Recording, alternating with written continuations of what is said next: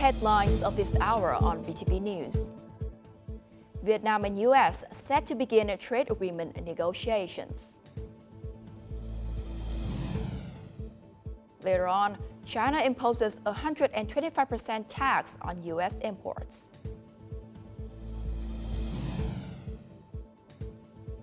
And electronic social insurance books to be rolled out from July the 1st.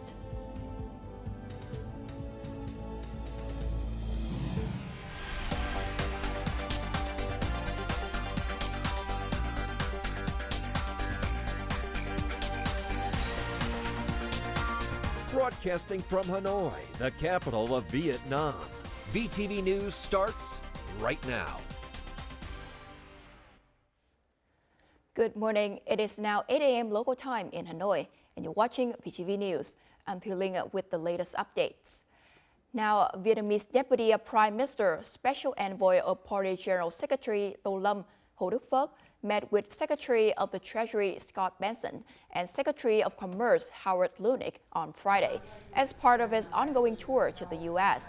He affirmed that Vietnam wishes to promote bilateral economic and trade relations in a balanced, harmonious, and sustainable manner.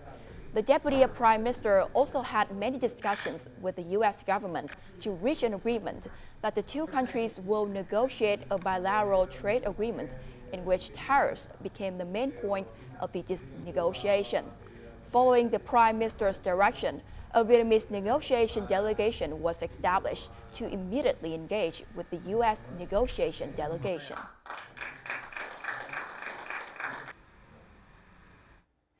European businesses still see Vietnam as a stable and attractive investment destination. This is the assessment made at the launch of the White Book 2025 by the European Chamber of Commerce in Vietnam, or EuroCham, on Friday morning. The White Book 2025 gathers practical recommendations on improving the business environment. It also addresses solutions to promote renewable energy, green growth, and the circular economy. EuroCham emphasizes this crucial moment and demands bold strategies and long-term vision to navigate global fluctuations, thereby solidifying Vietnam's position as a dynamic and globally competitive investment center. Now, by the end of 2024, Vietnam's microenterprises held the largest market share at 69%. This figure comprises nearly 700,000 out of 980,000 registered businesses, according to the Vietnam Association of Small and Medium Enterprises. However, only about 30% of these businesses currently gain capital access. This capital thirst hinders the growth of these vital microenterprises, despite their significant market presence. This ceramics business employs 7 workers and currently produces 5,000 to 6,000 products monthly. To increase output and market competitiveness, the business needs to shift from traditional methods to modern machinery. However, they cannot secure a bank loan due to collateral shortage. It's tough to put a value on traditional production for a business of this size, which makes it hard for us to get bank loans. Lack of capital leads to limitations in business management, making micro-enterprises easily affected by economic fluctuations. Experts suggest several solutions to improve their capital access. Besides banks, micro-enterprises can access capital through relatives, funds, or domestic and international programs supporting startups and innovation.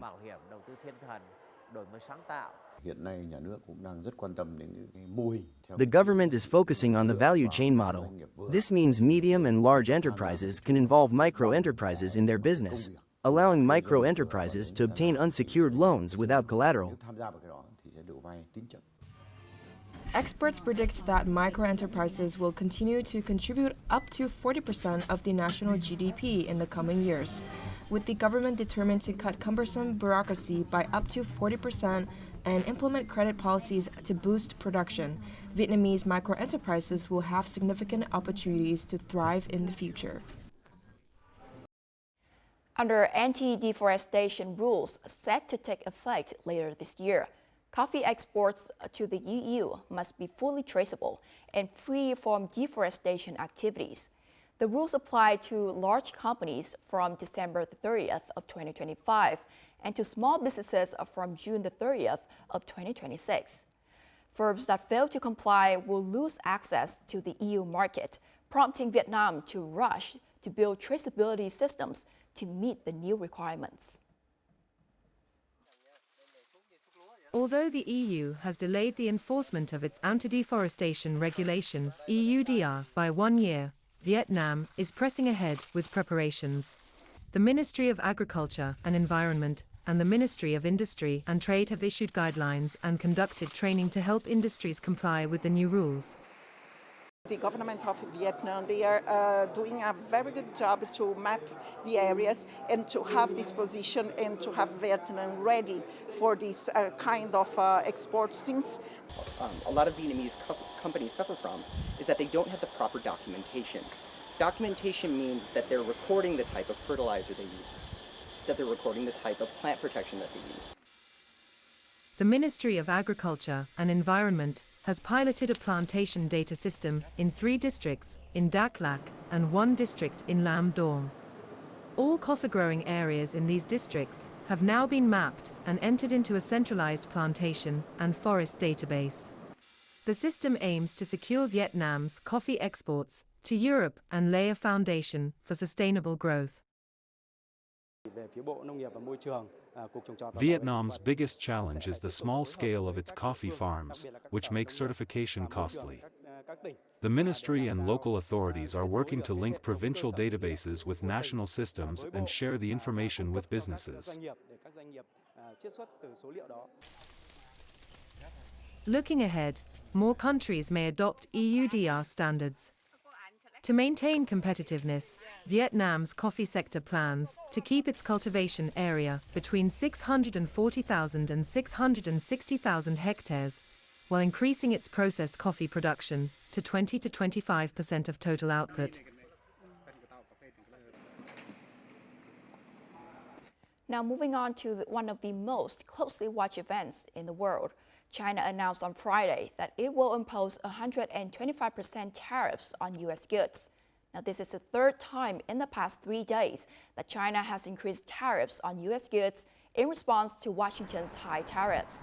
The Chinese Ministry of Finance announcement stated that the new tariffs on U.S. goods will increase from 84% to 125% and will take effect from Saturday. The move comes after the Trump administration confirmed that the total tariff on Chinese goods is 145%, including the additional 125% tariff announced on Wednesday, plus the previously imposed 20% tariff. This tariff has been effective since Wednesday. In the context of volatile U.S. tariff policies, several countries are urgently responding to safeguard their economies. South Korea is bolstering financial oversight and planning for various scenarios, while Japan considers temporary consumption tax cuts to support individuals and businesses. Despite a temporary 90-day reprieve on reciprocal tariffs from the U.S., South Korean Finance Minister Choi Sang-mo stressed the need for vigilant and comprehensive preparedness across relevant agencies. Authorities are requested to strengthen supervision of the stock market, government bonds, foreign exchange, and capital markets.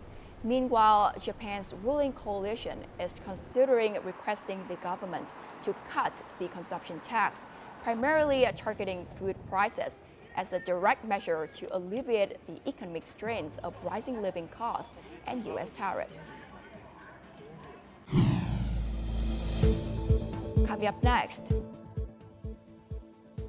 first ever 3rd generation partial artificial heart transplant proved successful. And revolutionary mothers secretly fight for National Reunification Day.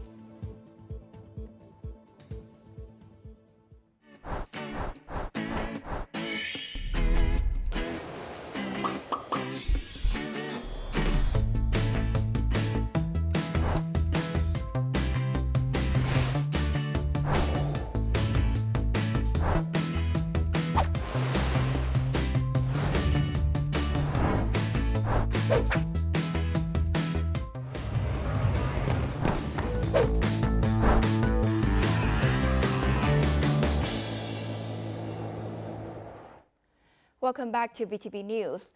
Now, starting July the 1st, employees across the country are expected to receive electronic social insurance books.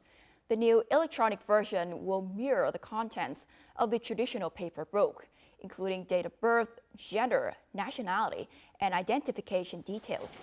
It will also contain detailed records of social insurance contributions, such as the payment period, rate, occupational information, and benefit entitlements. Each digital book will be linked to the holder's Level 2 VNEID account. The final deadline for nationwide issuance is set for January the 1st of 2026. Now, on April the 9th, the Ministry of Justice proposed amendments and supplements to several articles on the law on nationality. New changes focus on relaxing requirements for naturalization. Notably, the ministry proposed abolishing several conditions currently imposed on individuals who have renounced a Vietnamese nationality and wish to regain it. This move follows the March 31st meeting of the government, during which officials agreed on the need to create more favorable conditions for overseas Vietnamese seeking to regain their Vietnamese nationality. In 2018, this lady renounced her Vietnamese nationality to acquire German citizenship. By July 2024, when Germany officially permitted dual citizenship, she prepared all necessary documents to apply for Vietnamese nationality. However, after nearly 6 months, her application could not be submitted.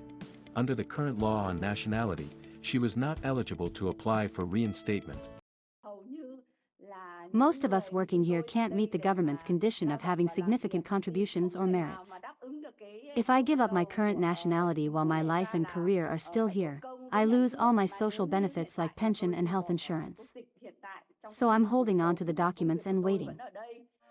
Many overseas Vietnamese have shared that the current legal conditions for regaining Vietnamese nationality are too impractical. These conflict with real-life situations, resulting in many complications and inconsistencies during the application process. In many European countries, including the Czech Republic, when applying for citizenship, applicants can only retain 2 parts of their Vietnamese names, last and middle names. But when applying for Vietnamese nationality, the Ministry of Justice may reject the application because the name doesn't fully match the birth name. Even this minor difference becomes a disqualifying issue. According to a survey by the Robert Walters Recruitment Consultancy, 71% of Vietnamese living abroad wish to return to work in Vietnam.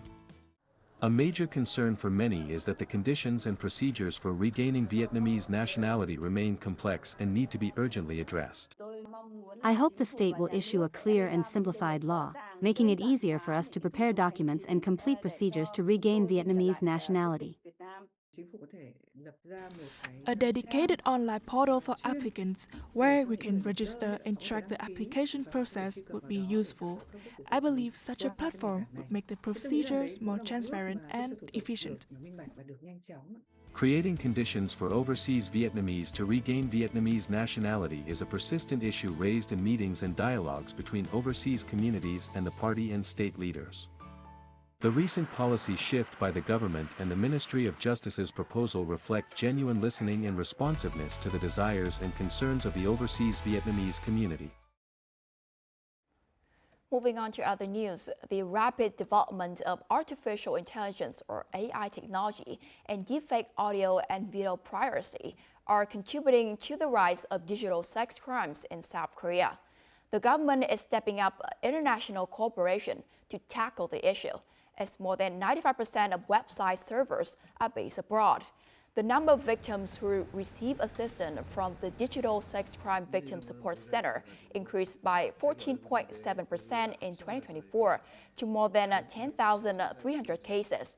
The actual scale of this type of crime may be much larger due to unreported cases. Notably, nearly 80% of reported victims were teenagers and people in their 20s, underscoring the vulnerability of the most active on social media and anonymous platforms. 7 months have passed since the Super Typhoon Yagi, the most powerful typhoon recorded in the past 70 years, hit northern provinces of Vietnam. Disaster relief efforts remain ongoing from both domestic and international partners. Representatives from the Embassy of Japan, the International Organization for Migration, and the United Nations Children's Fund in Vietnam visited Cao Bang province to assess the effectiveness of the recovery initiatives. A lesson on disaster risk reduction and climate change resilience is being delivered through drawings and traditional folk games. All are led by local teachers. My painting shows a flood scene, capturing the fear of people during such disasters. I learned more about natural disaster and how to prevent damage from storms and floods. It also raised my awareness of hygiene. This is one of several educational activities organized by UNICEF with support from the government of Japan to increase disaster awareness among children in the provinces impacted by Typhoon Yagi. Our school was fortunate to receive support from UNICEF to repair our facilities and install proper hand-washing basins. Another major improvement was the RO water filtration system. We know, unfortunately, that children are very highly vulnerable when a disaster hits. Not only their access to school, to water, to house facilities get stopped, but also their invisible scarves. Our interventions are really looking at a multi-sectoral approach, how the schools can be safe, how can we teach the teachers how to recognize some challenges that the children can have. More than 21,000 people have received access to clean water, sanitation services, and psychological support. Nearly 17,000 individuals have benefited from emergency shelters and essential supplies. UNICEF's intervention has already shown the result. Japan had so many natural disasters. We have experiences, we have expertise. We are considering to provide support from long-term. This project aims to provide safety for more than 3,000 people in the upcoming rainy season. This timely and meaningful support plays a vital role in helping Vietnam overcome the aftermath of Typhoon Yagi. It also highlights the importance of solidarity and international cooperation in disasters response and recovery efforts. Now, doctors at the 108 Central Military Hospital have successfully carried out Vietnam's first third-generation partial artificial heart transplant. The patient, a 46-year-old woman, was in critical condition due to prolonged severe heart failure, which has caused serious complications, including cerebral embolism and pleural effusion. To save her life, doctors surgically implanted a third-generation partial artificial heart, a mechanical device designed to assist the failing left side of the heart by pumping blood directly to the aorta. After the 1968 Tet Offensive, the student and intellectual resistance movement in southern provinces of Vietnam faced many challenges. In those days, an underground current continued to flow strongly. They called upon the masses to support the revolution and raise the banner of resistance. Right in the heart of enemy territory, the fighters were nourished and protected by the revolutionary mothers. After being arrested, this lady was tortured, but her fighting spirit remained strong. Someone once asked, "How do you even know if the reunification day exists? Whether we succeed or not, duty is duty, and it must be done." That same spirit lived on in other revolutionary women. This lady's small grocery shop doubled as a supply depot and contact point. Mother Tan Chi ran a small workshop where flags and armbands for the uprising forces were made. This lady's family house became a clandestine print shop, producing leaflets and slogans. Thanks to their efforts, liberation flags and flyers were smuggled across the city, hidden in baskets of goods. Just one leaflet from the revolution was enough to spark a cry. The liberation forces are here. The liberation forces have arrived. These strongholds of both material and spiritual support played a crucial role in ensuring that, on April 30, 1975, Saigon welcomed the liberation forces with minimal loss and resistance. We're grateful for the people of Saigon Zadig for protecting us until the very end. We thank those who operated secretly in the city, who prepared everything so that when we entered, we faced no major obstacles. Though they were not part of the army marching into history that day, they were the ones who helped bring peace and reunification to the country, faster, and with fewer scars. Coming up next. Phong Nha Kẻ Bàng named top adventure tourism destination.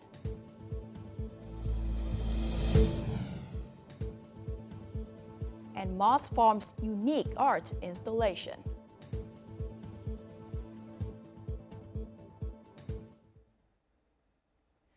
Phong Nha Kẻ Bàng National Park in Quảng Bình Province has been recognized as Vietnam's top destination for adventure tourism by the renowned UK travel magazine Wanderlust. The park's main attraction is its vast network of majestic caves, nestled within pristine Asian forests and natural landscapes. These features draw numerous tourists seeking unique adventurous experiences, with activities ranging from cave kayaking and underground river exploration to overnight camping in deep cave systems. Notably, Wanderlust previously included the park's Sơn Đông Cave in its list of 9 destinations with surreal beauty. Quảng Bình Province is boosting infrastructure and investment with a focus on modern sustainable tourism development.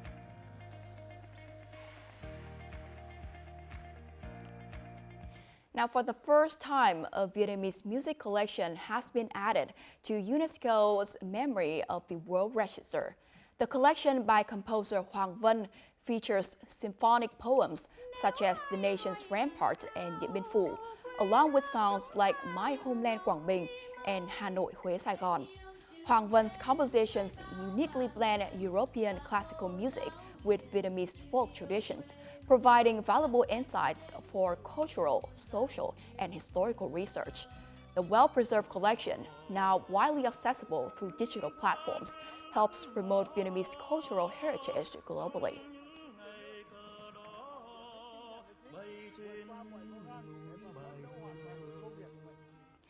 More than 40 artists from the Russian State Ballet will perform the classical ballet masterpiece Swan Lake on April the 11th and 12th at Hogum Theater in Hanoi.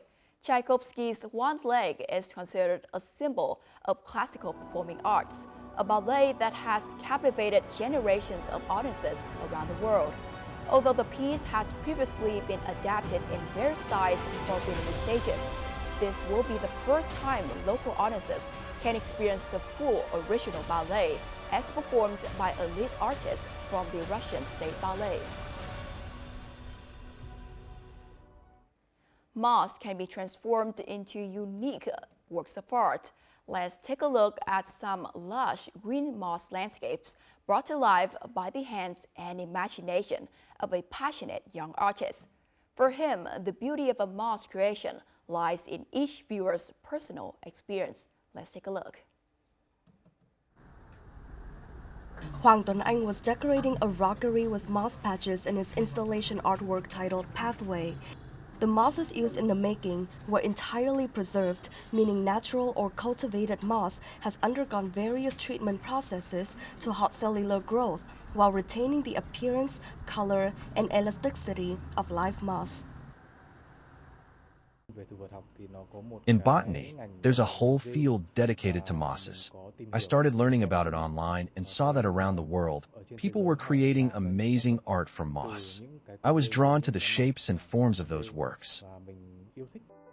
Tuấn Anh is considered one of the pioneers of moss art in Vietnam. Although the moss-growing hobby has existed in Vietnam for over a decade, mostly in bonsai displays, aquascapes, or miniature rockeries, moss art is still a relatively new concept. It is now gaining attention thanks to passionate artists like Tuấn Anh. I halt the growth of moss cells while keeping their original beauty intact. That way, I preserve both the appearance and the core value of the plant. Preserved moss can be used to make art and decorative items.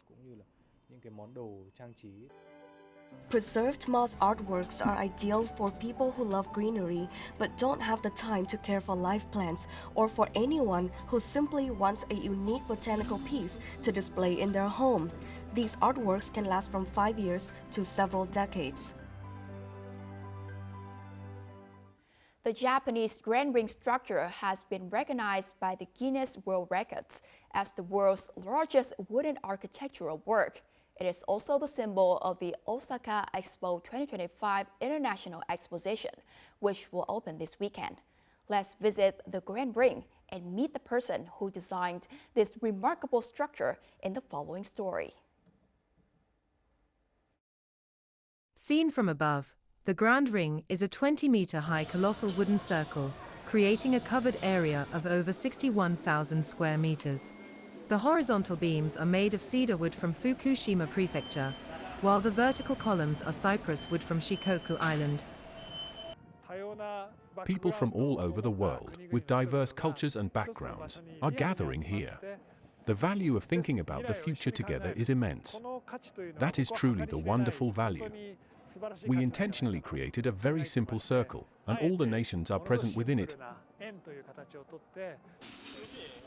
This structure clearly embodies the uniqueness of Japanese culture through the use of the nuki-koho construction technique, a traditional Japanese method where wooden members are joined together not with nails, but with skillfully crafted wooden joints. Construction on this project began in June 2023 with a cost of approximately $230 million.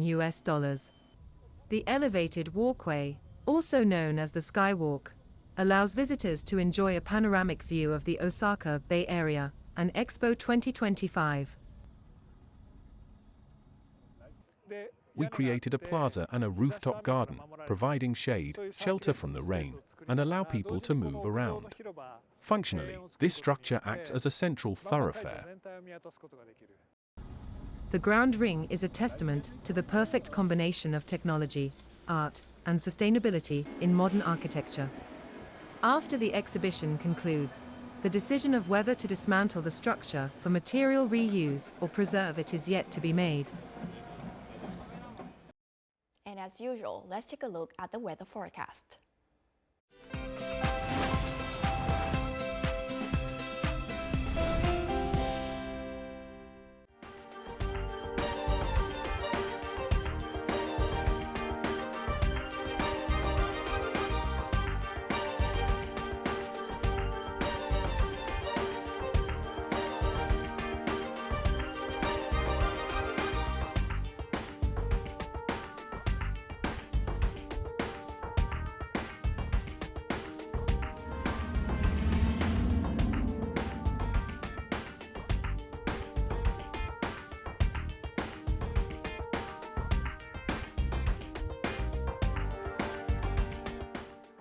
And that's the end of VTV News. To rewatch your program, you can download VTVgo from App Store or Google Play, or visit our YouTube channel at VTV4Go. Thanks for watching, and we'll see you again at 3 p.m. local time.